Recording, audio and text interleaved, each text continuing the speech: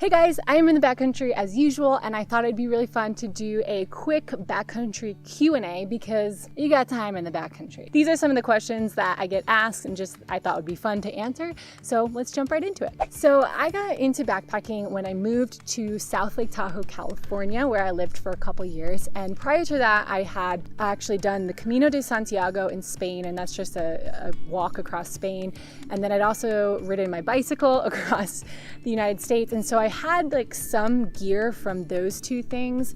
And then I had done a ton of hiking once I moved out there, and I just love to hike, and I wanted to make that jump from hiking to backpacking. And at the time I had a coworker who was into it, and I think he just said he was going on a trip, and I was like, can I go with you? And that was kind of my first trip. I went out and I bought some of the gear that I didn't have, and then I just kind of went for it. I was pretty unprepared. I packed way too much and I didn't know what I was doing, and that's just kind of part of the experience, is you're gonna learn as you go. But after that first trip, I was totally hooked, and I did some solo trips, and I moved to Utah and I started backpacking in the mountains and in the desert, and I just fell in love with this activity, and that's why I absolutely love sharing this with you.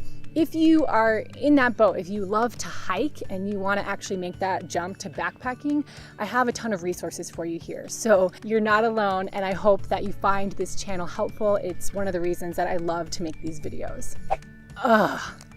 How could you ask me that question? This is really hard to choose. I think if I have to choose, I would say desert, but they're so different that they're really hard to compare, and I love backpacking in both, but I think the desert slightly wins out for me. I would actually love to know your answer to this question, so comment below, desert or mountains? Ooh. Okay, so this is actually really hard because we did so much backpacking, so I'm gonna give you top 3.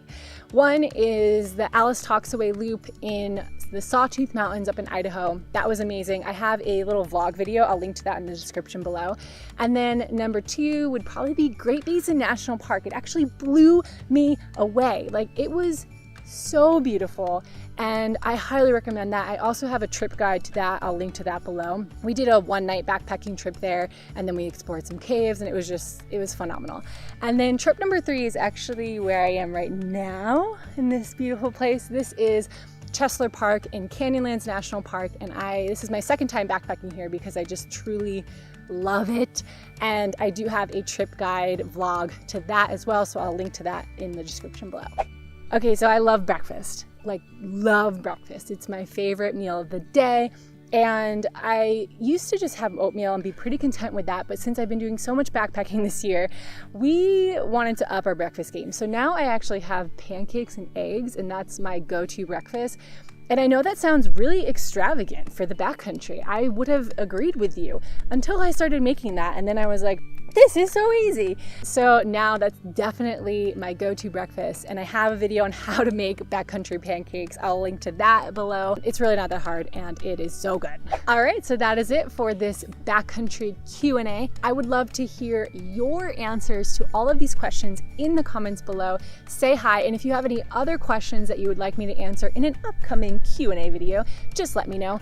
Make sure to subscribe to my channel for more backpacking resources and inspirational backpacking vlogs. I would love to hear from you, and I'll catch you in the next video. Peace. Ugh.